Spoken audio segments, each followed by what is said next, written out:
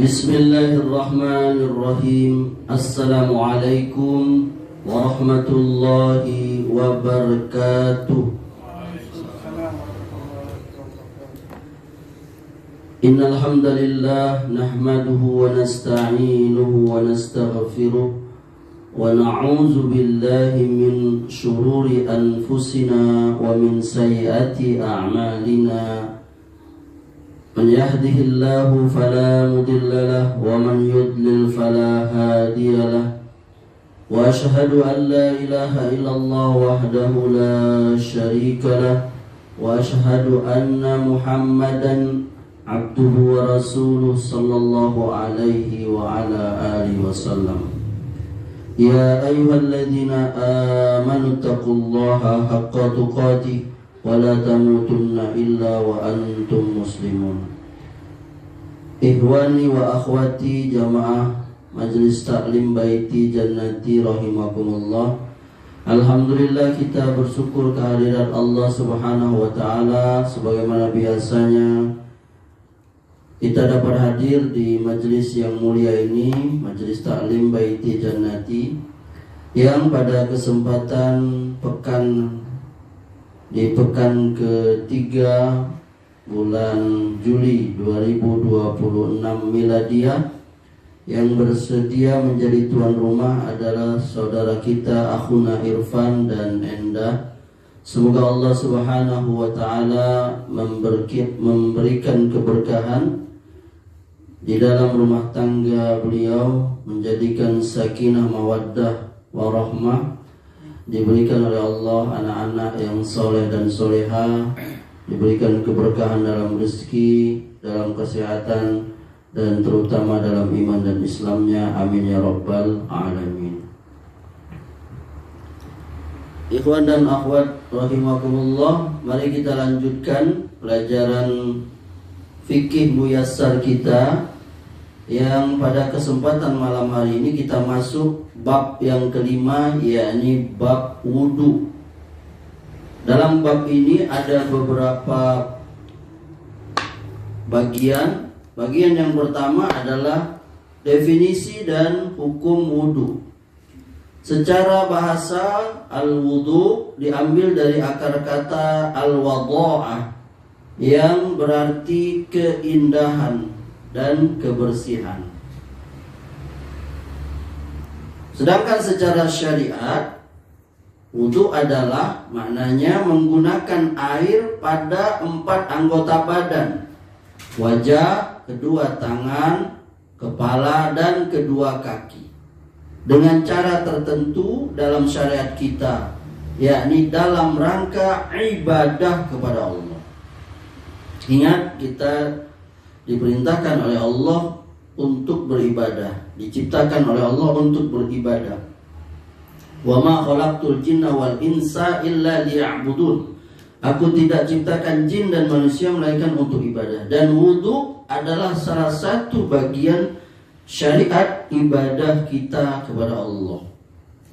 Bagian yang kedua, dalil tentang wajibnya wudu. Kepada siapa ia diwajibkan dan kapan dia menjadi wajib. Adapun dalil yang mewajibkannya, ini adalah firman Allah Ta'ala yang termaktub dalam surah Al-Maidah ayat 6. Allah berfirman, ya ayyuhallazina amanu iza kuntum ilas sholah faghsilu wujuhakum wa aydiyakum ilal marafiq wamsahu biruusikum wa arjulakum ilal ka'bain wa in kuntum junuban fattaharu wa in kuntum marada aw ala safarin aw jaa ahadum minkum minal ghaiti aw lamastumun nisa falam tajidu ma'an fatayammamu sa'idan thayyiba famsahu biwujuhikum wa aydikum minhu ma yuridullahu liyaj'ala 'alaikum min haraj walakin yuridu liyutahhirakum wa liyutimma ni'matahu 'alaikum la'allakum tashkurun. Kata Allah, wahai orang yang beriman, kalau kamu mau mendirikan sholat, basuh wajahmu, dan tangan kamu sampai siku. Lalu sapu kepala kalian, basuh juga kedua kaki kalian sampai kedua mata kaki. Jika kalian junub, maka bersucilah, yakni maksudnya mandi. Dan kalau kalian sakit atau safar dalam perjalanan jauh, atau kalian kembali dari buang air WC, atau kalian menyentuh perempuan, jima maksudnya, lalu kalian tidak punya air, tidak ada air, maka tayamum dengan debu yang bersih, yang suci. Usap wajah kalian dan tangan kalian dengan debu itu. Allah tidak ingin menyusahkan kalian, tetapi Allah hendak menyucikan kalian dan menyempurnakan nikmatnya untuk kalian agar kalian bersyukur. Nah ini ikhwan dan akhwat, jadi ibadah wudhu itu termaktub di dalam Al-Quran. Apa yang kita lakukan setiap hari itu, wudhunya, itu adalah ibadah yang berpahala kalau kita melakukannya. Jangan main-main tuh, harus terpatri. Jadi kita ini karena sudah tiap hari, jadi ya kayak makan gitu, nggak ada kita merasakan nikmatnya itu. Jadi udah bisa nggak maksud saya itu? Beda kalau kita makan sesuatu tuh yang sesekali, kadang nikmatnya. Tapi karena sudah tiap hari, kadang-kadang itu biasa. Nah ibadah itu harusnya tuh kita merasa nikmat itu.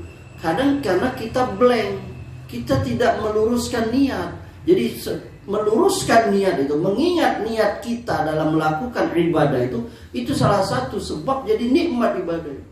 Kadang-kadang kita berwudu itu ya karena hanya mau sholat gitu kan.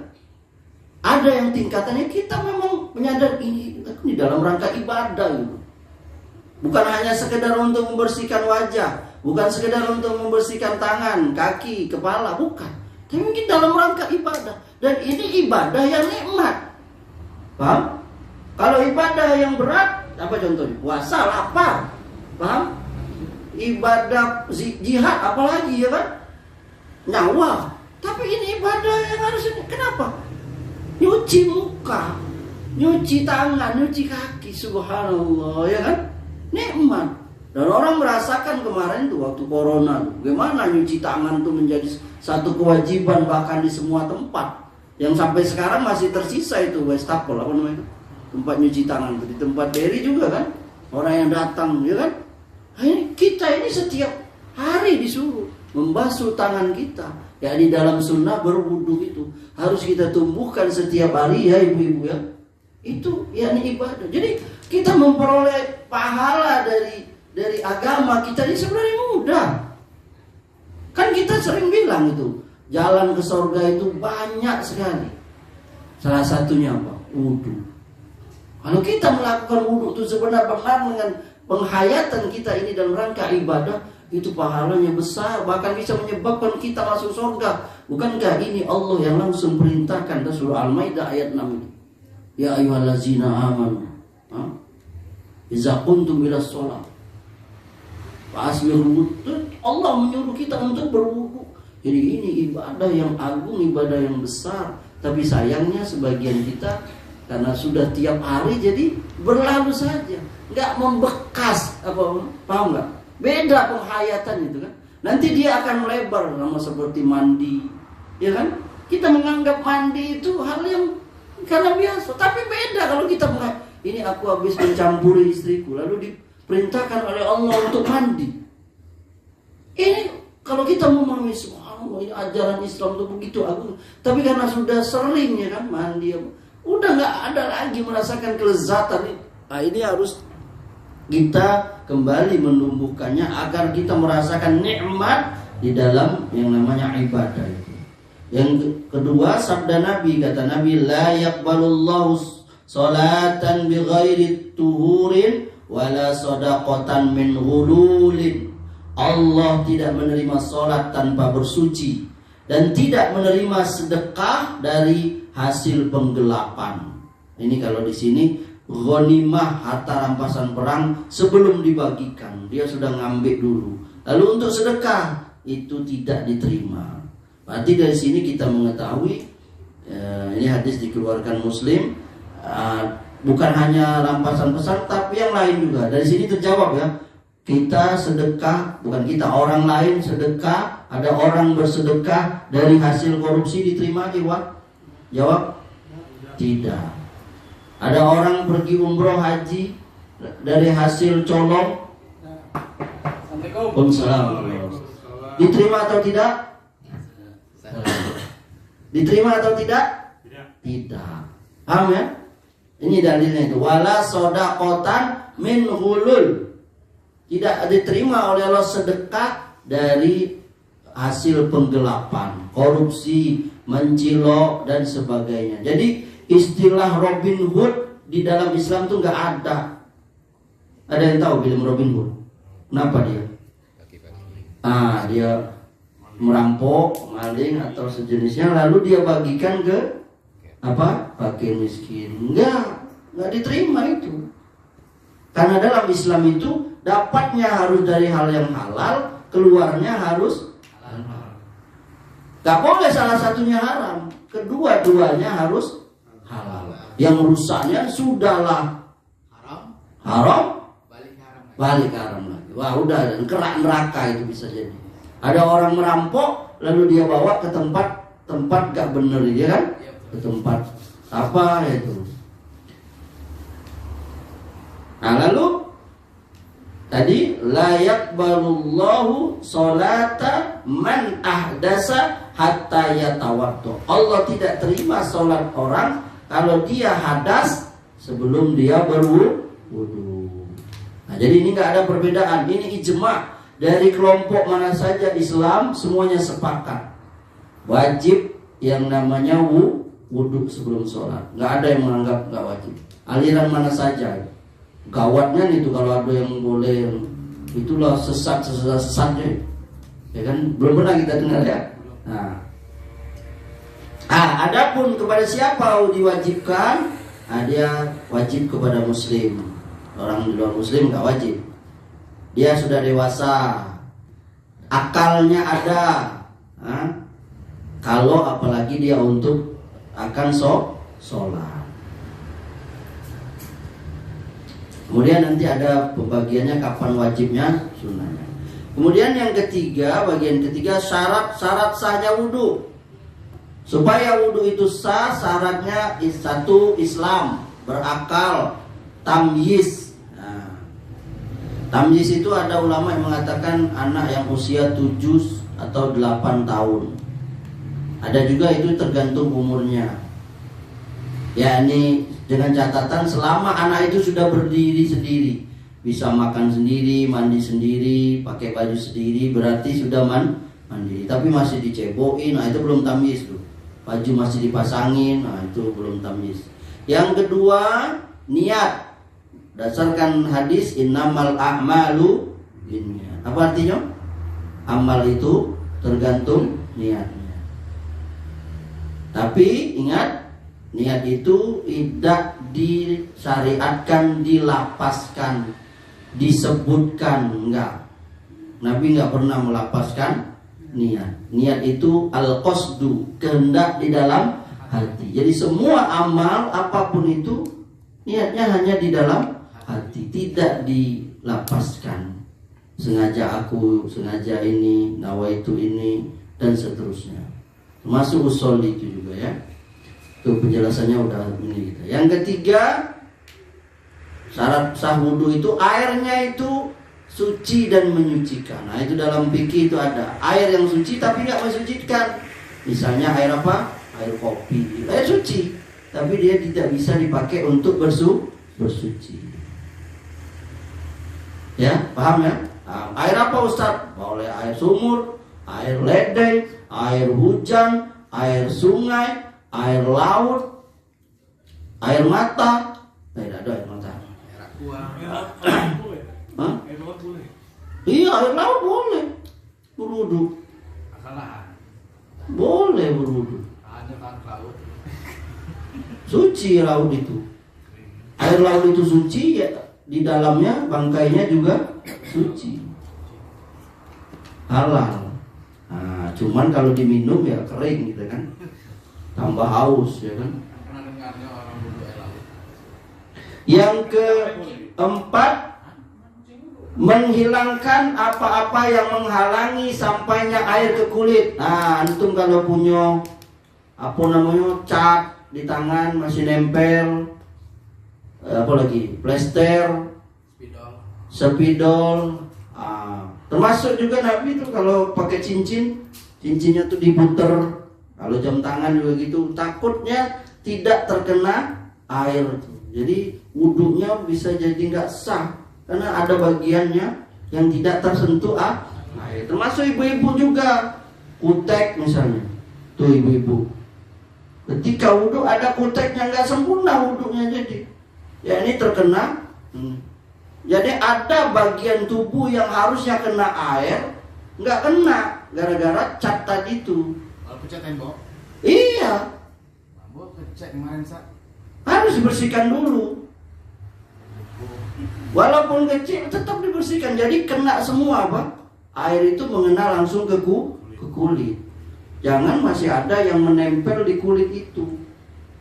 Sehingga tidak atau ada yang, maka kan pernah kita bahas hadisnya itu pada pelajaran dulu ya. Dulu takutlah kamu akan api neraka kata Nabi dari kulit kamu yang tidak terkena air wudu walaupun sebesar kepingan logam. Kecil kan kepingan logam, tapi tidak terkena. Makanya dia harus basah. Oleh karenanya ingat kita tadi pelajaran awal tadi itu. Ini harus ada kesungguhan kita menghayati wudu itu. Bukan hanya, makanya kita bilang tadi itu, karena setiap hari jadi lewat aja, udah ada zupnya itu rasanya itu gak ada lagi tesnya itu. Tapi kalau kita selalu ini wudu ini, kita memang menghayati, paham gak maksudnya? Beda ya kan? Orang kalau sudah menghayati itu beda. Ibu-ibu kalau sudah menghayati masa itu, ya kan? Beda kalau dia sudah menghayati itu, dia sangat ini masaknya itu beda kalau dia sambil marah-marah ya kan sama lakinya kan. Masak terus bagi piti tidak ya kan? Mana? Beda kalau dia ini, ya Allah ini suamiku ini, mudah-mudahan aku masak ini dimakan jadi darah, jadi tulang, jadi daging. Semoga dia makin barakah, makin semangat kerja dan seterusnya. Nah wudu itu juga gitu. Ini makanya Ana bilang tadi itu, kita selama ini karena wudu tuh setiap hari, jadi kita nggak merasakan lagi nikmatnya wudu itu. Iya kan? Beda loh. Sama kayak kita mandi. Karena mandi tiap hari kadang-kala udah biasa aja kan. Tapi suatu ketika kita udah berapa hari nggak mandi misalnya, lalu kita mandi, beda kan imannya? Beda. Atau kita mandi dalam keadaan bersih, sudah bersih, hanya mandi saja. Atau dalam keadaan kita lagi habis gotong royong, keringat, ya kan? Nikmatnya beda kan? Beda. Nah wudu itu juga harusnya kita selalu merasakan nikmat wudu itu. Gimana caranya? Nah ingat tadi tuh, ini aku dalam rangka ibadah. Tapi kalau semua udah ilong aja. Sama seperti sholat juga gitu. Beda orang yang sholat yang benar-benar dia menghayati sholatnya itu. Makanya wajar kalau kisah Ali bin Abi Thalib tertancap punggungnya itu panah, dia minta cabut pergi sholat. Waktu dia sholatnya tuh udah gimana? Kita nyamuk seekor aja ini kan, mana itu nausuk nyamuk seekor aja. Ini bayangkan tuh penghayatan yang namanya sholat itu. Kemudian jadi yang keempat ya, dan tidak ada yang menghalangi dari wudu itu. Bahkan kalau yang berjanggut lebat seperti antum mana nih, seperti Irfan yang lebat yang seperti dari itu sunnahnya dia apa? Di sela-sela air itu. Jadi masuk dia air itu ke sela-sela itu. Ada yang lebih lebat lagi banyak kan orang, ya kan? Orang Arab tuh lebih lebat lagi. Nah itu sunnahnya dia apa? Di sela-selai jarinya itu sehingga air itu masuk. Kemudian yang kelima, istijmar atau istinja ketika ada sebabnya. Yakni kita tidak ada air, lalu kita berbersih, yakni dengan sesuatu seperti batu dan seterusnya. Yang keenam, mualah, berkesinambungan, jadi jangan berhenti. Nah, gitu nyuci muka, terus main HP lagi, 10 menit baru nyuci tangan lagi. Itu namanya tidak mualah, nggak berkesinambungan, nggak sah wudhunya itu, putus. Tapi kalau hanya sebentar saja, misalnya karena keran sebelah hidup, sayang dimatikan dulu baru kita sambung, itu nggak apa-apa, hanya beberapa detik ya kan. Tapi kalau main HP dulu, aduh nyuci tangan lagi, tapi baru lagi uji pala lagi, berhenti lagi, nah itu nggak sah dulu. Yang ketujuh, tertib beraturan. Nah nanti ada penjelasan itu ya. Ya ini berurutan, mana yang duluan, mana yang tengah, mana yang akhir. Nggak boleh dibolak-balik, nggak boleh yang belakang dulu baru yang depan. Yang kedelapan, membasuh bukan menyiram. Bisa bedain? Sebenarnya dibasuh, memang diusap airnya tuh ya. Itu bagian ketiga, syarat-syarat sahnya wudu. Bagian keempat, fardu atau rukun wudu. Ada 6 disebutkan di sini. Yang pertama, membasuh wajah sempurna. Ibu-ibu dengar ya. Iza kuntum ila sholat faghsilu wujuhakum. Tadi ayat tadi Al-Maidah ayat 6. Kalau kamu mau sholat, basuh wajahmu. Mana wajah kita tuh, John? Coba sebutkan. Iya, batasannya dari mana? Batasannya itu dari tempat tumbuh normal rambut sampai bawah dagu. Dari anak telinga sebelah kanan atau sebelah kiri sampai anak telinga sebelah kanan atau itu basuh semuanya. Nah, itu yang namanya wajah secara sempurna. Jadi tidak bisa kita wudhu cuman cair aja. Harus dibasuh itu semuanya, basah. Itu sempurna. Ya, ibu-ibu juga perhatikan tuh, jangan gara-gara pakai sado apa namanya? Tuxedo. Pakai tuxedo. Itu untuk muka tuh apa? Tuxedo ya. Pakai tuxedo bulu matanya. Pakai tuxedo, sado. Jadi takut masuk muka itu. Makanya dibersihkan dulu ibu-ibu. Bersihkan dulu yang lapisan-lapisan di wajah itu. Bedak pertama, bedak kedua, kue lapis pertama, lapis kedua, abang merah, abang bibir, abang merah, bibir merah ya kan? Apalagi pensil alis, apalah segala macam perabotan perempuan itu kan. Dibersihkan dulu, baru dia wudu itu. Kalau dia menghalangi masuknya air itu. Yang kedua, membasuh tangan sampai siku tadi, wa aydiyakum ilal marafiq. Tangan sampai siku. Yang ketiga, mengusap kepala seluruhnya. Ya. Jadi yang sempurna itu seluruh kepala itu. Ingat ya. Ya ini dari depan. Waalaikumsalam. Dari depan, ingat cara basuhnya Bu Iwan? Nah, dari depan sampai belakang, tarik lagi ke ini, ke depan. Tapi gitu. kalau satu-satu boleh kan, Ustaz? Apa tuh? Ya, rambut dulu kan. Nanti terakhir telinga. Baru kaki. Ya dia satu paket tuh, Set. Ya, ada yang seperti Di belakang, tarik ke depan lagi baru telinga. Ya? Sekali aja cukup. Iya, sekali. Itu. Karena 3 orang. Kalau kepala, Sini, sekilo lagi. enggak, kalau kepala 1. Kalau yang 3 tuh tangan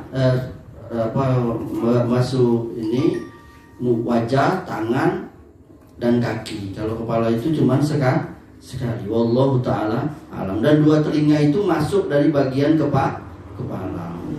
Bisa saja misalnya sedikit itu karena sebab misalnya sorbannya yang susah dibuka, nah, itu boleh dia membasuh sebagian. Atau wanita dalam kondisi darurat, dia berwudu di tempat yang terbuka yang nggak mungkin dia buka jilbabnya, dia boleh hanya membasuh sebagian kecil dari rambutnya. Wallahu ta'ala alam. Yang keempat, basuh kaki sampai kedua mata kaki. Wa arjulakum ilal ka'bain. Yang kelima, tertib itu yakni beraturan dari awal akhir. Gak boleh akhir dulu baru tengah baru awal, atau yang tengah dulu balik ke awal baru akhir. Dari awal nomor 1 sampai terakhir itu. Kemudian mualah yakni membasuh anggota secara langsung tanpa menunda, tadi sudah kita bahas. Kemudian bab yang kelima, bagian kelima, sunnah-sunnah wudhu. Ada beberapa perbuatan yang kita dianjurkan, ikhwan akhwat, kalau wudhu kita lakukan. Dimana kalau kita melakukannya dapat pahala. Dan orang yang kalau ninggalin tidak dapat dosa. Ini yang dikenal dengan sunnah-sunnah wudhu. Yang pertama apa? Baca bismillah. La wudu'a liman lam yazkurismallah alaihi. Tidak sempurna wudhu bagi siapa yang tidak menyebut nama Allah. Jadi bismillah itu hukumnya sunnah. Ini hadis dikeluarkan Ahmad. Jadi kita sebelum wudhu baca apa? Bismillah. Baru kita basuh tangan. Itu sunnah muakkad, Ustaz? Iya. Dianjurkan kan? Iya. Yang kedua, bersiwak. Siwak kita sebelum wudhu apa? Cuci gigi dulu atau gosok gigi dulu. Kalau bisa siwak, kalau bisa pakai odol. Kalau nggak ada Ustaz sama pakai jari, ini malah kata para ulama. Pakai apa? Pakai jari. Jadi cabai-cabai yang itu nyangkut tadi itu ada lepas tuh pakai jari. Bahkan kata Nabi, laula an asyqa ala ummati la amartum bisiwaki ma'a kulli wudu. Kalau tidak memberatkan umatku, kalau tidak membuat kita susah, maka aku akan wajibkan sebelum kamu yakni wudu, kamu siwak dulu, sikat gigi dulu. Tapi kita pakai susah ya. Ini menunjukkan ya ini keutamaannya, bahasa fikihnya pun muakkad dahnya itu, ya ini sangat ditekankan itu. Yang ketiga, membasuh kedua telapak tangan di awal wudu. Ini sunnah. Bahkan sangat ditekankan kalau bangun tidur. Karena kata Nabi, jangan kamu masukkan ke dalam bejana kamu ketika kamu membasuh tangan. Kenapa? Karena kamu tidak tahu di mana tangan kamu malam tadi itu bermalam atau parkir dan sejenisnya itu. Ini bagus sekali ya ajaran Islam itu ya. Mencuci tangan kemarin waktu corona itu kan, ya subhanallah, sangat ditekankan membersihkan tangan. Sudah 1400 tahun yang lalu Nabi nyuruh kita, ya ini rajin membersihkan tangan. Apalagi antum yang rumahnya bagus, udah ada wastafel, masa malas nyuci tangan? Itu ya. Kemudian apa yang keempat, berkumur-kumur dan istinsyak, yakni memasukkan air di hidung dan memutar air di dalam mulut. Itu hukumnya sunnah. Kemudian tadi itu menggosok lengan dan menyelang-nyeling jenggot tebal. Tadi sudah kita bahas ya. Kemudian yang keenam, mendahulukan yang kanan dari yang kiri. Kemudian membasuh 3 kali untuk wajah, kedua tangan, kaki. Tadi ya John ya. Yang wajibnya berapa? Sekali. Dan yang dianjurkan berapa? 3 kali. Berarti Ustaz, dari pertama tangan sekali, semuanya sekali boleh? Boleh. Kalau nasi go, boleh, itu lebih bagus, lebih sempurna. Ada yang 3, ada yang 2, ada yang 1. Ya itu boleh juga. Seperti kaki. Boleh juga. Jadi bagaimana caranya? Sementara kotor ya kan. Caranya sebelum wudhu itu dibersihkan dulu, sehingga kita wudhu nggak lebih dari 3 kali. Paham maksudnya? Penyebabnya kita kadang wudhu itu lebih dari 3 kali itu karena masih kotor ya kan. Nah, oleh karenanya solusinya itu jalan keluar sebelum kita wudhu, bersihkan dulu. Kalau kaki itu tanahnya tebal banyak, bersihkan dulu, baru kita wudhu. Paham maksudnya gimana? Jadi sehingga kita nggak lebih, karena sunnahnya itu apa? Maksimal berapa? 3, minimal 1. Lalu yang ke-8 terakhir, membaca zikir sesudah wudhu. Apa zikirnya Iman? Asyhadu an la ilaha illallah wahdahu la syarikalah wa asyhadu anna Muhammadan abduhu wa rasuluh. Kita bersyahadat ya. Boleh. Kata Nabi, illa futihat lahu abwabul jannah thamaniyah yadkhulu min ayyiha sya,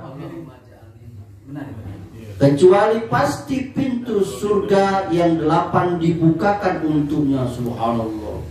Niscaya dia akan masuk dari pintu mana saja yang dia mau. Alangkah besarnya pahala wudhu ini, Iwan. Habis wudhu baca syahadat itu masuk surga. Ini pilih dari pintu mana saja. Ini hadis dikeluarkan Muslim. Boleh juga tambah zikir Allahumma ja'alni minat tawabina wa ja'alni minal mutatahhirin. Boleh itu. Ya. Nah, itu diperselisihkan para ulama itu tambahan itu, ya. Yang bagian ke-6, pembatal wudhu. Pembatal adalah segala sesuatu yang membatalkan wudhu dan membuat wudhu itu rusak. Jadi ada 6. Yang pertama, apa yang keluar dari 2 jalan, baik itu kubul maupun dubur. Kubul lubang depan, dubur lubang belakang. Apa itu? Air seni dan tinja. Yang keluar ini biasanya berupa air seni dan tinja, mani, mazi, darah istihadhah, angin sedikit atau banyak. Bahkan kalau kita tambah yang lain, mungkin batu. Bisa jadi tak? Bisa jadi ada orang yang keluar batu dari situ. Pasir bisa nggak? Halo? Bisa jadi. Kita nggak tahu, namanya orang penyakit bisa keluar dari itu. Ingat tadi itu apa? Apa saja itu? Air seni, tinja, kotoran, mani, mazi. Ini antum sudah tahu ya, istilah-istilah ini tahu ya. Ya, apalagi yang sudah berumah tangga harus tahu, ibu-ibu juga harus tahu apa itu darah istihadhah, darah beda, darah haid dengan darah penyakit, harus tahu ibu-ibu. Karena ini berkaitan dengan ibadah.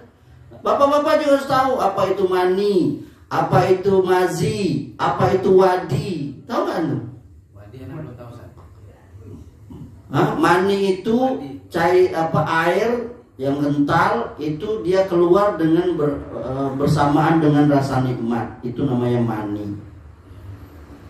Mazi itu biasanya cairan yang sedikit terang, dia agak kental seperti lem, agak kental. Dia sebagai awalan dari laki-laki atau wanita yang sudah bahasanya terangsang ya kan. Nah, itu namanya mazi. Ada lagi wadi. Wadi itu yakni sesudah orang kencing, nah itu ada terakhirnya, itu ujungnya itu ada warna putih. Nah, itu namanya wadi. Nah, itu kalau air seni, nah itu sudah tahu kita ya, karena bisa paham ya. Jadi dalam istilah fikih Tawaro Islam itu ada namanya apa tadi? Mani, mazi, wadi. Nah, ada lagi air seni. Nah, ini malam ini tahu kan sudah? Ada namanya wadi. Ada kecap enggak? Kecap merah, kecap lah. Ya bisa jadi kecap karena terlalu banyak makan cuko. Ya kan, sehingga dia main apa? Ya mencret lah. Keluar lah itu. Ini intermezzo aja, Wan. Antum makan cabai itu pasti warnanya keluar juga warna itu, ya kan? Jadi tergantung kotoran itu tergantung apa yang dimakan. Nah, kita kembali lagi kita. Jadi apa yang keluar dari dua jalan itu, depan belakang, kubur dan dubur, apa saja yang berbentuk air seni, berbentuk kotoran, angin, apa lagi? Anak kodok bisa juga nggak? Jarum tadi. Tapi intinya apa? Apa saja yang keluar dari situ, maka itu batal wudhu kita, baik sengaja atau tidak sengaja. Itu auja ahadum minkum minal ghaid, atau salah seorang dari kalian kembali dari tempat buang air, kakus WC. Itu dalilnya Al-Maidah ayat 6. Tadi dalilnya Allah tidak akan menerima sholat dari kalian kalau dia berhadas sebelum dia wudhu. Kemudian bagaimana kalau kita ragu? Bagaimana ibu-ibu? Ada sahabat bertanya, dia ragu. Maka kata Nabi SAW, "Fala yansarif hatta yasma'a sautan aw yajida riha." Maka jangan dia batalkan wudhunya, anggap batal atau batal sholat sampai dia dengar suara atau mencium bau. Wah, lihat akidah Islam tuh. Akidah Islam itu dibangun dengan keyakinan. Ainul yakin, haqqul yakin. Bukan dibangun dengan keraguan-raguan.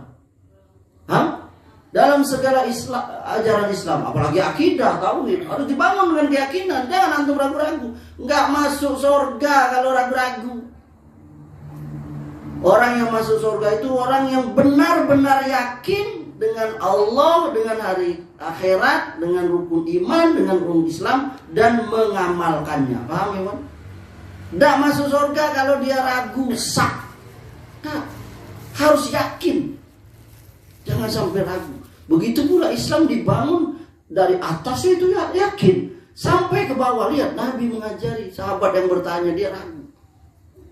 Dalam kaidah fikihnya apa tuh? Sesuatu yang kita bangun dengan keyakinan tidak bisa dibatalkan dengan keraguan-raguan. Ibu-ibu dengar ini. Sesuatu yang kita lakukan dengan keyakinan tidak boleh dibatalkan dengan keraguan-raguan.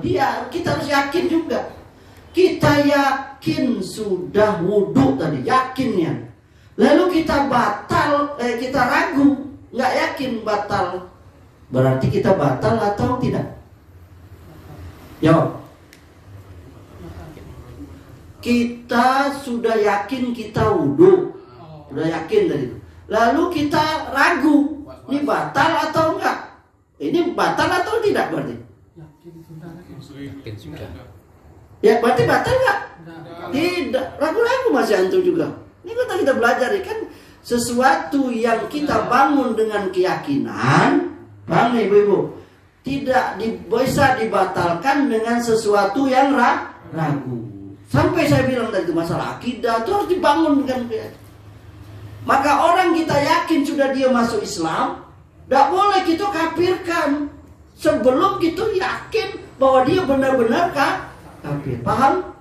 Dalam rumah tangga kita yakin sudah menikah. Nggak boleh kita batalkan pernikahan itu kecuali dengan yakin. Makanya kata-kata talak itu harus benar-benar pasti. Nggak boleh dia dengan keraguan. Makanya tidak sah menalak istri dalam keadaan marah. Makanya ada talak yang bid'ah dan talak yang sah. Ada syariatnya, ada yang sunnah. Kalau kita terima dengan ragu, saya terima nikahnya tapi ragu. Itu namain tuh. Bagaimana juga? Sesuatu pernikahan dibangun dengan keraguan. Ya kita harus yakin. Antum pemuda belum nikah harus yakin. Saya sudah milih. Tidak boleh kita ragu-ragu. Harus yakin. Ketemu jawaban.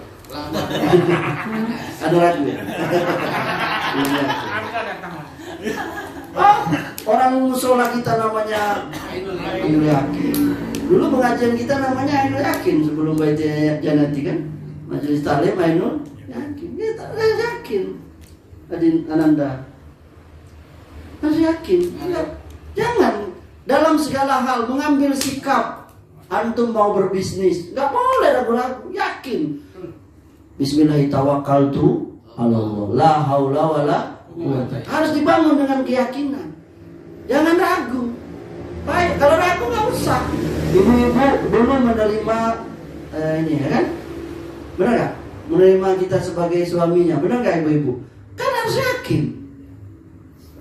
Hayati menerima Zainuddin dulu sebagai suaminya, dia harus yakin. Benar nggak? Rizka Kartika menerima Amri Al-Jambi, dia yakin ini suami saya pas. Nggak lebih, nggak kurang, nggak pendek, nggak tinggi, nggak putihnya, nggak ini pas itu. Bukan Nikola Dape. Kamu ada juga itu. Tapi yang kita cerita bukan itu. Sekarang nih dia membangun dengan kayak kalau dia ragu ya udah nggak terima. Ragu-ragu. Paham nggak ya?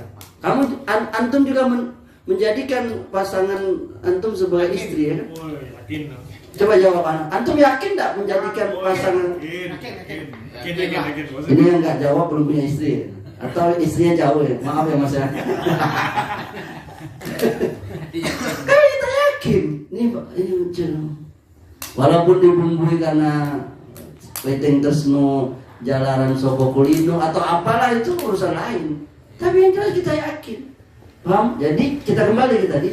Sesuatu yang kita bangun dengan keyakinan tidak bisa dirubuhkan dengan keraguan. Jadi kalau kita sudah yakin, kita di wudu yakin, lalu kita ragu batal berarti gak batal. Kita bisa katakan kita batal. Kata Nabi tadi, kalau kita sudah mendengar suara atau mencium bau. Jadi di ini dengan indera. Paham Iwan? Jadi indra ini penting nih ini. Dia bisa merubah keraguan-raguan. Sahih kan? Sahih. Mendengar suara, mencium, Melihat keadaan itu. Ya kalau gitu ya kan? Mencium bau, tak yakin itu berarti batal. Karena enggak tahu ada ciri. Kalau kita ragu sudah wudu atau belum berarti apa? Kita ragu, ambuku sudah wudu atau belum? Berarti hukum asalnya apa? Ya belum wudu. Kan ragu kita belum wudu. Tapi kalau batal, kita ragu batal berarti belum batal. Karena hukum asalnya itu yang hukum asal pertamanya itu yang dihitung. Ataupun hukumnya yang sesudah hukum asalnya itu harus pasti. Paham Iwan?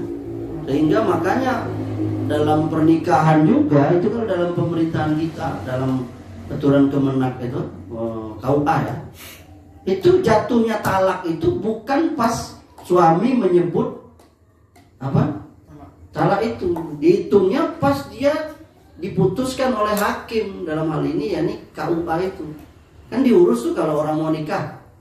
Itu termasuk hal yang diperbincangkan juga dalam fikih pernikahan itu. Apakah dia mulai menghitung iddahnya itu ketika dia melapaskan talaknya atau ketika hakim mengetuk palunya? Itu jadi perdebatannya ini. Kalau untuk sekarang rasanya untuk menjaga rumah tangga itu kan Islam itu menganjurkan menikah, tapi sangat sangat merintangi, apa bahasanya? Apa bahasa yang bagusnya? Sangat bukan melarang, sangat apa?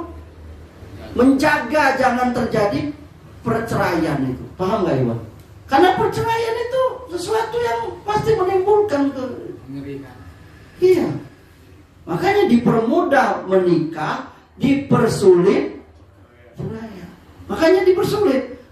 jatuh talak tuh bagaimana, ada sanya, kapannya, dia kondisinya apa ngantuk, apa mabuk, atau marah yang menutupi kepalanya itu. Matanya merah, keluar taringnya, rambutnya berdiri, ya kan?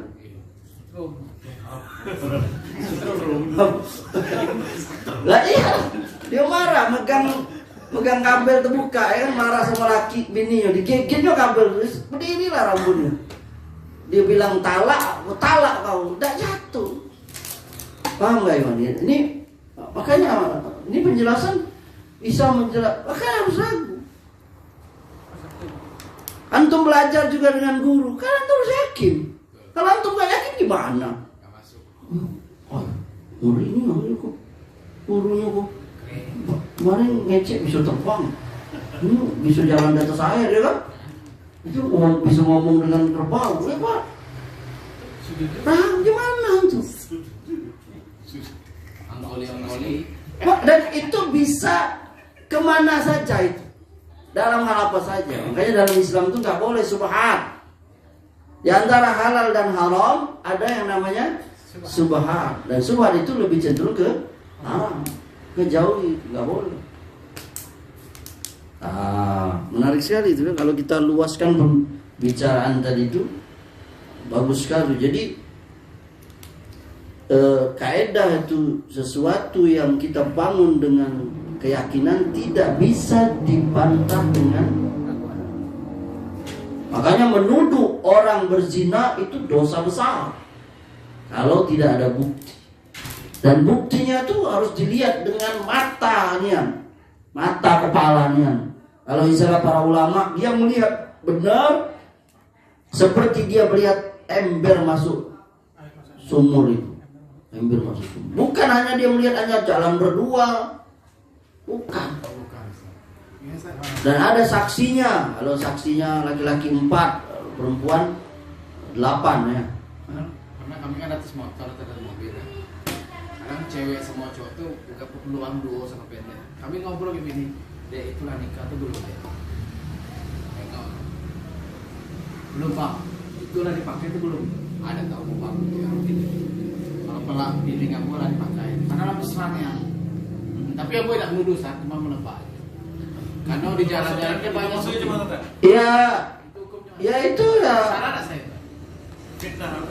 Ya sebaiknya itu dihindari. Tapi kalau was-was seperti itu, kalau berkelanjutan sebaiknya kita hindari. Kecuali kalau memang indikasinya sangat besar sekali. Kita bisa saja mungkin kalau sudah kelewatan nian, kita bisa memberikan masukan, bukan menegur ya. Oh sepertinya kurang pas misalnya peluk-pelukan, apalagi ciuman. Walaupun suami istri aja nggak boleh lah kan. Masa ciuman di depan, kita bukannya orang barat yang atau orang kufur yang suami istri boleh nggak ciuman? Boleh. Ragu jawabnya. Boleh nggak? Cium bibir boleh nggak? boleh. Tapi kalau depan orang, depan anak-anak juga kurang pas. Masa ciuman bibir? Ya kan? Kalau untuk ini kita ya, untuk adat kita ya. Mungkin kalau cipika-cipiki mungkin ini. Tapi kalau itu tempatnya ada. Kalau sekedar berpegangan tangan, di sebagian tempat juga atau lokasi atau event, kadang-kadang berangkulan pinggir juga, kadang juga orang menganggap orang pas, ya kan? Ya kan? Apa maksudnya nanti? Jadi pertanyaan John itu anak nggak bisa jawab secara pasti atau enggak ya. Zohirnya kita bisa saja. Tapi ya itu tadi, makanya perlu kita sendiri menjaga lah ya kan.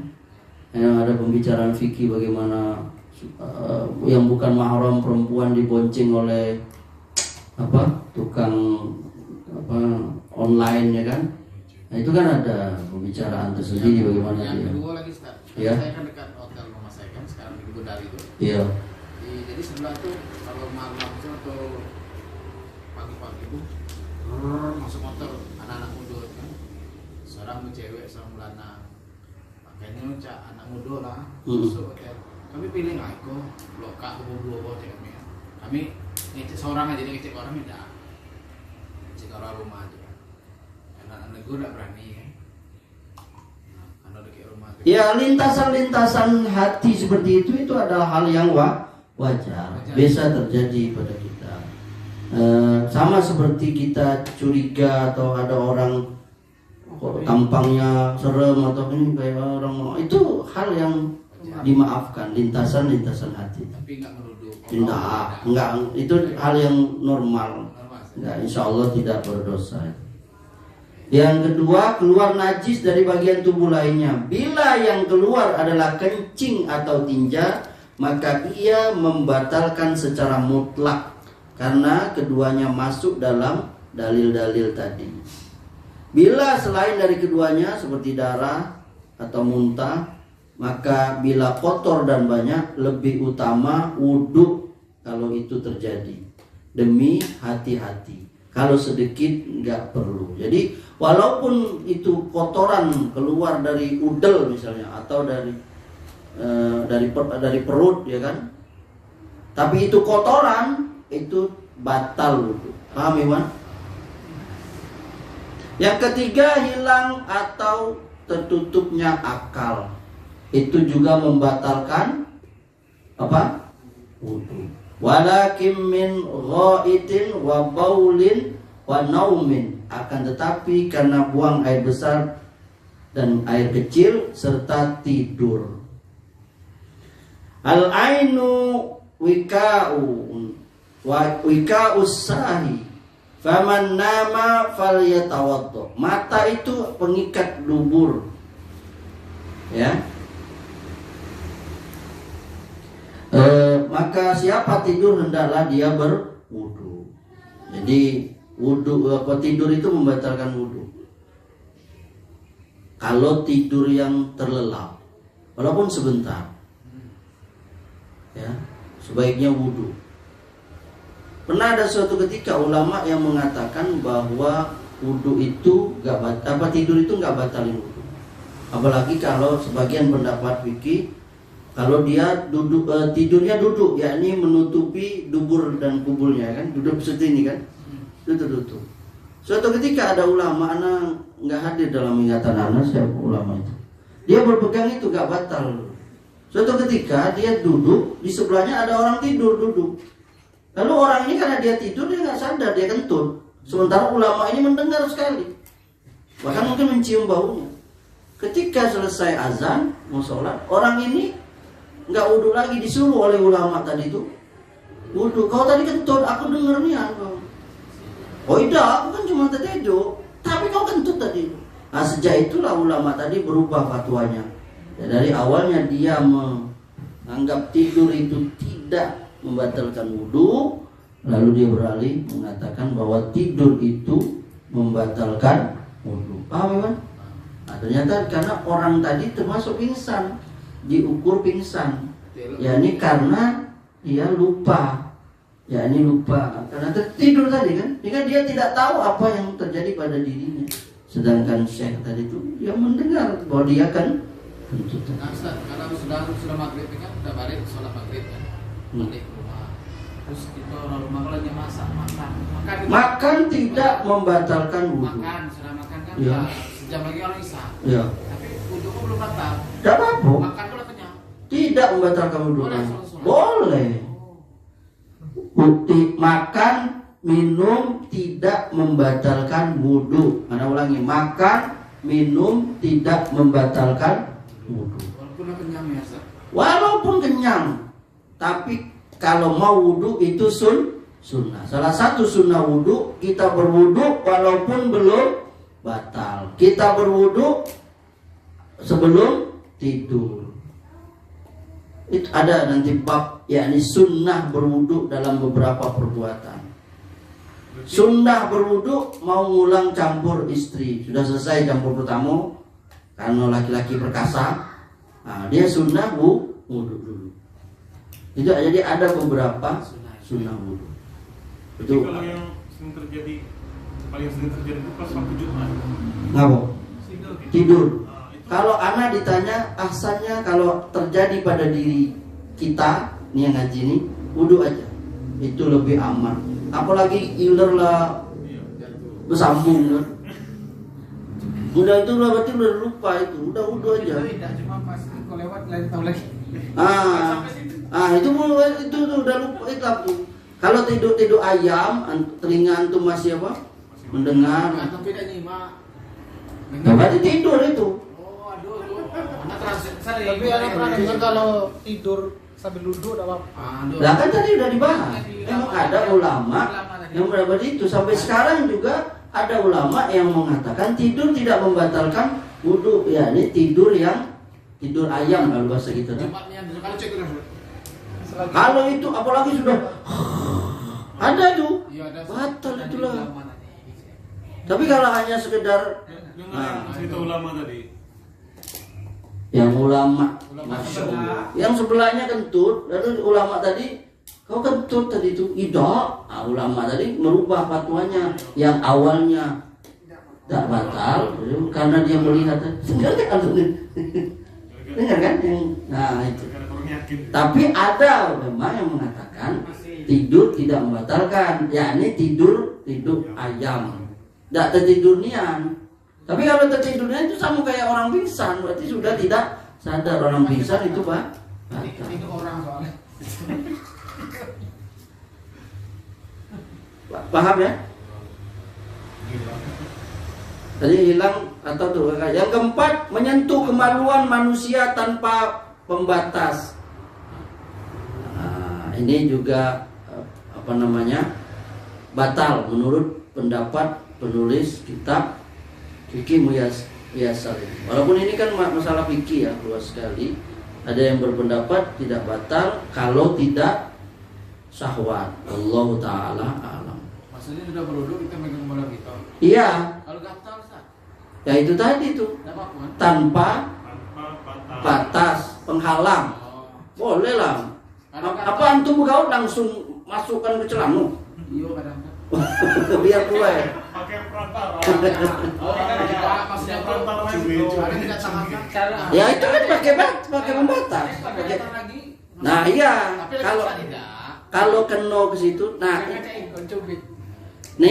ini penulis Muyassar ini mengatakan dia memakai hadis man massa farjahu falyatawaddo. Siapa yang menyentuh kemaluannya maka hendaklah dia berwudu. Nah itu. Buntut juga kan? Buntut tidak. Kemaluan. Harus bedakan ini. Memegang kotoran batal tak wudu, Doni? Megang tai, maaf. Megang kencing batal tak? Tidak. Mana dalilnya? Tidak. Sama seperti makan tadi, tidak. Hanya saja dibersihkan. Tapi batal wudu tidak. Bisa bedain antum? Bisa Pan? Paham? Antum harus tahu mana yang membatalkan wudu. Membatalkan wudu itu keluar kotoran atau air seni dari kedua kubul dan dubur. Tapi memegangnya sendiri, memegang kotoran itu tidak membatalkan wudu. Kotoran hewan, kotoran manusia, iseng amat sih megang kotoran. Enggak, ini kita lagi bicara. Betul. Tidak membatalkan wudu. Tapi dibersihkan wajib karena itu najis. Paham sampai sini, Wan? Bisa bedain enggak? Nanti antum salah paham loh. Bisa bedain enggak? Nah, udah. Ya, masalah yang megang kemaluan kita berwudu kan?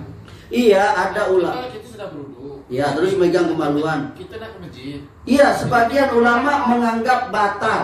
Ini seperti penulis ini. Tidak sadar kan? Sebagian lain yang batal itu kalau syahwat. Paham? Sawah tidak. Kalau syahwat memegangnya karena syahwat, karena ada hadis lain. Sahabat bertanya, lalu Nabi menjawab, itu hanya daging dari bagian tubuh kalian. Dari situlah mereka sebagian ulama berpendapat memegang kemaluan yang membatalkan wudu itu kalau dia memegangnya dengan syahwat. Baik syahwatnya tingkat volume rendah, apalagi volume tinggi. Hanya gatal ya. Ada pendapat yang mengatakan tidak batal. Kita lagi membaca pendapat yang mengatakan ini batal. Paham? Belum juga. Nanti kita lanjutkan. Berarti kalau nak ke masjid itu Bersih. cuma tidak sadar kan orang tidak ada nengok. Yang kelima, makan daging onta. Ini sering kita belum ini ya. Takwi kan? Nabi Pasti kan? ditanya laki-laki, Apa kami perlu wudhu makan daging kambing? Kata Nabi, tidak. Aduh. Kalau kamu mau wudhu, wudhulah. Apa kami perlu wudhu habis makan daging onta? Kata Nabi, ya. Berwudhulah kamu makan karena makan daging onta. Nah, ini riwayat Muslim. Yang keenam, yang terakhir, yakni murtad dari Islam. Nah, itu batal. Bagian ketujuh, ibadah yang mengharuskan wudhu. Nah, sholat, nah, udah pasti ya, paham ya? Tadi sudah dibilang tidak diterima sholat tanpa wudhu. Yang kedua, tawaf. Tawaf apa? Mengelilingi Ka'bah. Untuk antum yang belum umroh dan kita yang belum berhaji, semoga Allah berikan kemampuan untuk bisa melakukan ibadah yang agung yang besar ini ya. Jadi ada yang tawaf itu wajib wudu. Dalilnya adalah annahu tawaddo'a thumma tawafa bil baiti, bahwa beliau SAW berwudu kemudian tawaf di Baitullah. Hadis riwayat Al-Bukhari, Muslim. Juga Nabi melarang wanita haid untuk tawaf sampai dia suci. Yang ketiga, tadi apa tadi? Sholat. Yang satu, tawaf. Yang ketiga, menyentuh mushaf Al-Quran tanpa pembatas. Nah, ini berarti penulis Muyassar ini menguatkan pendapat megang mushaf itu harus wudu, harus suci. Dalil mereka mana? Dalilnya kuat, surah Al-Waqiah 79 itu yang biasa ditulis di cover-cover Quran itu, la yamassuhu illal mutahharun. Tidak akan menyentuh Quran ini kecuali orang-orang yang suci. Nabi juga berkata, la yamassul Qur'ana illa tahir. Jangan kamu sentuh Al-Quran kecuali kamu suci. Nah, untuk lepas dari perselisihan ulama, kalau anak pribadi ya lebih baik kita wudu. Itu membuat kita lebih nyaman, tenang. Bahkan utama kita berwudu dalam kehidupan sehari-hari ini. Apalagi masuk masjid, tenang, enak, ya kan, beda kan? Nah, ini ajaran Islam itu subhanallah. Kita wudu itu nikmat gitu kan. Makanya sebagian orang tuh biasa dia berwudu itu. Bahkan dia wafat, dia berusaha, walaupun dia bukan wafat dalam keadaan misalnya karena apa, tapi yang jelas dalam keadaan berwudu. Tapi anak pernah dengar ustazah Yeah. lagi ngisi ceramah, Yeah. tapi dia lagi dia ceramah, tapi dia kan kaji tafsir. Dia pakai pembatas. Enggak, maksudnya tuh kitabnya tuh ada Al-Qur'annya, ada terjemahan sekalian. Dia megang. Ya, itu sebagian, itu tadi yang Nabi bilang, ini khilaf. Sebagiannya mengatakan yang nggak boleh mushaf itu yakni Quran 30 juz tanpa terjemahan. Nah, itu ada yang dia merincinya seperti itu. Termasuk anak-anak kan di pesantren boleh ya? Iya, itu termasuk sama seperti perempuan masuk masjid. Nah, itu khilaf di ulama. Ada yang membolehkan, ada yang tidak. Setahu ana ulama Saudi ada yang nggak boleh. Seperti Syekh Fauzan kalau nggak salah, nggak boleh perempuan bahkan membacanya Quran aja nggak. Masuk menyentuh juga bagi yang haid, menyentuh langsung mushaf Al-Quran itu nggak boleh. Dan ini biasa khilaf di kalangan ulama. Paham ya? Kita bebas saja mau memilih mana yang antum lebih kuatkan. Begitu juga istri kita. Kemudian bagian yang terakhir, ibadah yang dianjurkan berwudu. Kalau tadi yang wajib, nah ini kita masuk. Ada yang disunahkan. Pertama, zikir kepada Allah dan baca Quran. Nah itu tadi. Sebaiknya ada wudu. Perhatikan ibu-ibu. Jadi boleh kita tanpa wudu. Tapi kalau dalam keadaan junub ya jangan. Utama lebih dalam keadaan wudu. Ya, ini ketika kita baca Quran dan berzikir. Yang kedua, setiap hendak sholat, walaupun belum batal, hukumnya sunnah. Tadi yang ditanya Joni. Walaupun kita nggak batal, tapi kita mau sholat, ngulang wudu, itu sunnah. Yang ketiga tadi sudah kita ya, anjurkan wudu yang junub. Kalau mau mencampuri lagi istri kita, belum mandi kita, mau campur lagi, itu menguatkan badan kata para ulama. Sunnah ya. Mungkin antum punya istri 4, mau dicampuri malam itu 4-4 misalnya. pindah rumah ini wudhu dulu. Masuk angin. Nyambung aja mas. Berani bener ngomong. Kayaknya istrinya nggak di sini. Ini kawan-kawan nggak ada yang nyambung. Apa mas? Kawan cari aman. Semalam mandi 4 kali kan. Nah itu ya, semangat beneran mandi 4 kali kita ya. Kalau orang junub. Kemudian juga habis campur suami istri. Lalu dia mau sunnah. Walau belum mandi, hanya bersih saja dia wudhu sebelum tidur. Kemudian sebelum mandi junub, ini sunnah kita wudhu dulu. Ustaz, boleh tidak saya mandi junub tanpa wudhu? Boleh. Dan habis mandi junub, wudhu lagi tidak usah. Boleh. Langsung saja sholat boleh. Karena dengan terangkatnya hadas besar, otomatis hadas kecil juga terangkat. Paham? Jadi wudhu atau membasuh anggota wudhu sebelum mandi junub itu hukumnya sunnah. Soal mandinya tapi harus basah semua, dari kepala sampai ujung kaki. Sampai kata para ulama, bagaimana kalau saya terjun di sungai atau kolam? Ya sah juga, penting basah. Adapun misalnya kita wudhu dulu, cuci dulu kemaluan, ya ibu-ibu dengar ya, itu bahu kanan 2 kali, bahu kiri lalu menyela-nyela rambut, baru menyiramnya secara sempurna, dan terakhir basuh kaki. Itu sunnah dari adab-adab yang namanya berwudu atau mandi junub. Yang terakhir, yang kelima, ketika hendak tidur. Ini jarang nih, ibu-ibu dengar ya, jarang nih. Ini nyambung ke pengajian yang kemarin di rumah Yopi. Kerjaan kita suami istri, ingat kan? Saya bilang kemarin pekerjaan istri itu membersihkan tempat tidur. Itu dapat pahala. Kalau tiap malam mau tidur, ibu-ibu bersihkan pakai sapu lidi, bersihkan bantal, guling, rapikan. Tiap malam dapat pahala ibu-ibu. Nabi yang nyuruh. Jangan lupa berwudu. Boleh tidak berhias-hias Ustaz, ganti baju tidur untuk suami yang seksi? Boleh aja. Ya kan? Apalagi kalau belum ada anak ya kan misalnya. Enggak apa-apa. Ini private suami istri. Anda yang lebih tahu keinginan. Dan itu pahala. Tidur bersama istri suami itu pahala. Jangan istri jauh-jauhan sama suami.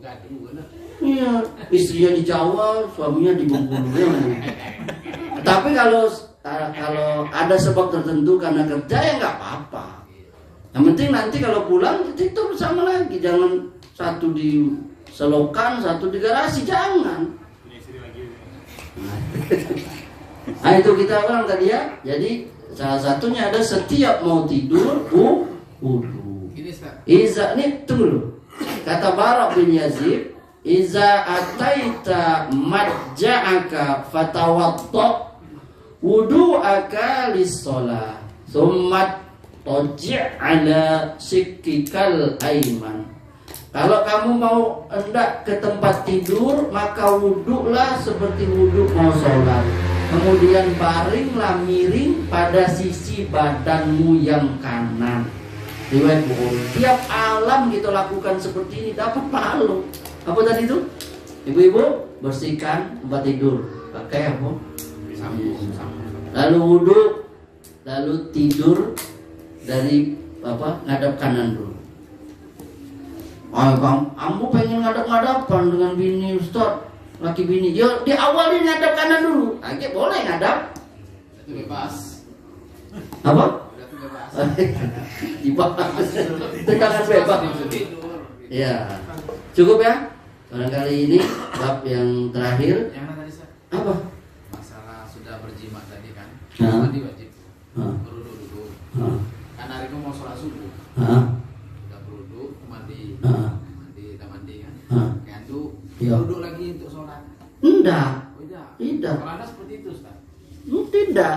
Karena dengan terangkatnya hadas besar, otomatis hadas kecil itu juga hilang. Tapi Anda nggak salah kan? Nggak salah juga, boleh saja. Karena kan kotor tangan. Oh ya kalau kotor beda lagi. Maksudnya gini, kan sudah berjima makan. Heeh. Kita hari jam sekali mah. Iya. Sholat subuh jam 5. Iya. Mandi wajib dulu. Iya. Beruduk dulu. Iya. Beruduk. Bahkan bukan berwudu dulu, bersihkan dulu. Iya jelas itu pasti. Jadi cuci sabun semuanya sudah. Iya. Beruduk. Heeh. Sudah beruduk baru mandi. Heeh. Sudah mandi. Heeh. Pakai handuk. Iya. Beruduk lagi. Untuk sholat. Enggak. Boleh. Anak mesti itu Pak. Kalau ada cukup dengan mandi atau wudhu sebelum iya. Sudah itu nggak usah, kecuali kalau kentut ya beda, ya kan? Enggak. Ini mandi sendiri aja. Iya. Oh kasihan banget. Mandi berdua dong, dapat pahalanya double ya kan? Dingin Pak. Ya kan? Lihat tuh suami istri itu dapat pahala tiap malam bisa. Kalau antum memungkinkan, kamar mandinya di kamar, tidur berdua, itu nikmat dari Allah. Antum yang dikasih rumah bagus, masa gak dapat pahala? Kecuali kalau antum yang masih kontrak, anak banyak puluh, tidur puluh sekamar, nah itu payah ngamalinya. Wah tiap malam bisa dapat pahala. Ibu-ibu bersihkan tempat tidur, wudu, tidur ngadap kanan dulu, rusuk kanan, bismika Allahumma amutu wa ahya, tidur sama istri suami, bawa pahala kan? Maaf campur lagi, terus mandi bareng, subhanallah, terus wudu, subhanallah, pahala antum. Pahala terus. Kalau tiap malam masya Allah dapat pahala, dapat surga. Cukup John ya? Nanti kasihan nih Ikhwan yang belum beristri ini. Barangkali cukup ya? Ada lagi yang mau tanya? Ikhwan mau tanya apa lagi Bang? Topi baru Bang? Masya. Oh lama disimpan. Hitam saking lama disimpan ya. Barangkali ini semoga Allah Subhanahu wa taala memberkahi kita semua dan Allah Subhanahu wa taala berikan kita kemudahan untuk mengamalkan wabil usul bab yang kita bahas malam ini, bab wudu. Ini agak panjang 1 jam 11 menit ya. Subhanakallahumma bihamdika asyhadu an la ilaha illa anta astaghfiruka wa atubu ilaik. Wabillahi taufiq wal hidayah. Wassalamu alaikum warahmatullahi wabarakatuh.